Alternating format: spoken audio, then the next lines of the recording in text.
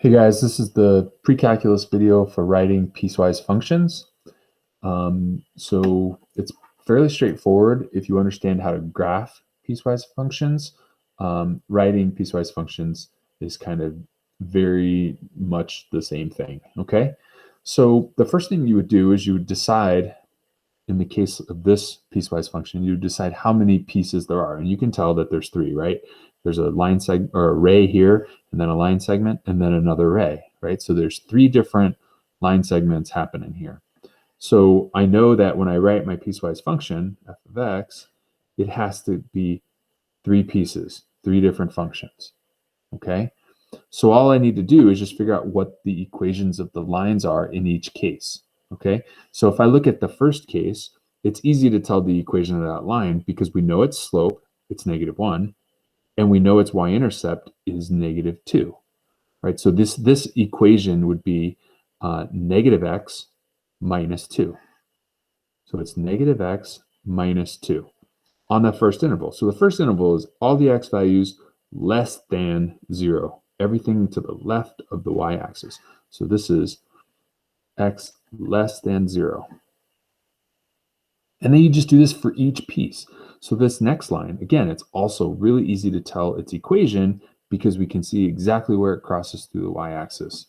It crosses through the y-axis at -2, and it has a slope of, or sorry, -5, and has a slope of 1/2. So this would be 1/2 x minus 5. To find the interval, just determine which x values it goes from. It goes from 0, right here, to 4, right? And it includes both endpoints.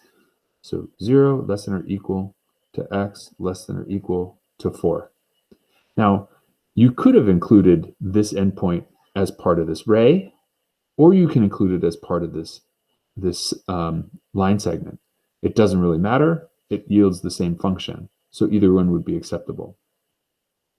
Then the third line, this one's a little bit harder to determine its equation. We know its slope is -1, but it's hard to tell where it crosses the y-axis.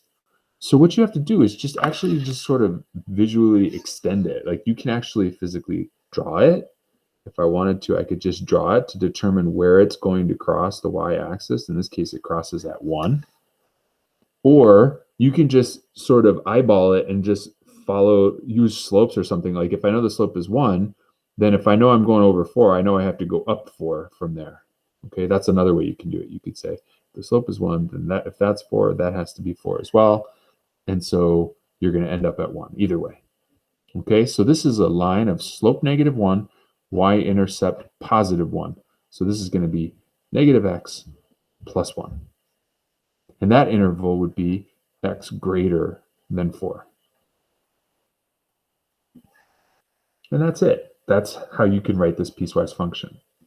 Okay, sometimes they might look a little bit different. Like another example would be something like this, where there's just a single point that's moved. Okay, so again, this is two pieces, right? The two pieces are the line and then that point defined someplace else. So the line has an equation, -x minus 3. So it's -x minus 3 if x does not equal 2. And then what's the y value when x does equal 2? It's 2 as well. So it's 2 if x does equal 2. So that's how you handle that type of situation where there's just a single point that's moved. Okay, let's try another example.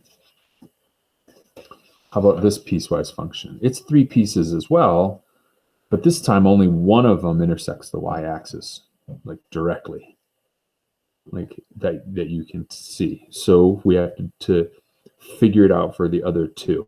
So it's three pieces again. For the first piece, again, I'm going to just extend my line to figure out where it crosses the y-axis, and you can tell that it's going to cross right at 3. Right? So that first ray is going to have the equation -1/2 x plus 3. It's a slope of -1/2 and a y-intercept of 3 if we extended it. And that interval would be x less than or equal to -2. The equation of this middle line segment is just a horizontal line, so it's just going to be y equals 2.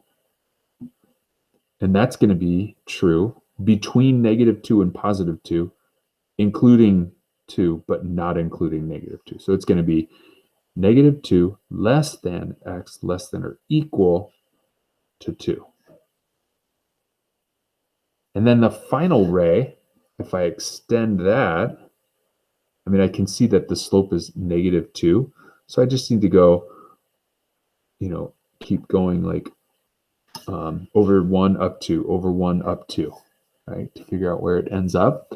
This one crosses the y-axis at 1, 2, 3, 4, 5, 6, 7, 8, right? So this is going to be -2x plus 8.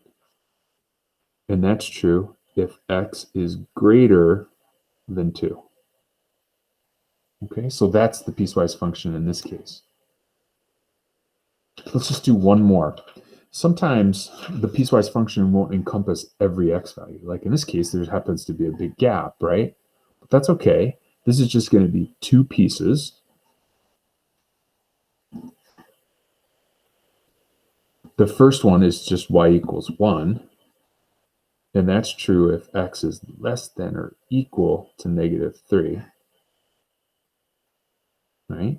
And the second one is this line. So again, I'm going to extend it just to see where it would cross the y-axis. And you can see it would cross at 2 if I extended it, or 3 rather, if I extended it. So this is -x plus 3 if x is greater than 2. So it's okay if these x values don't include every possible x value. That's okay. That just means that the domain of this function is not all real numbers. That's definitely possible. And that's what's happening here.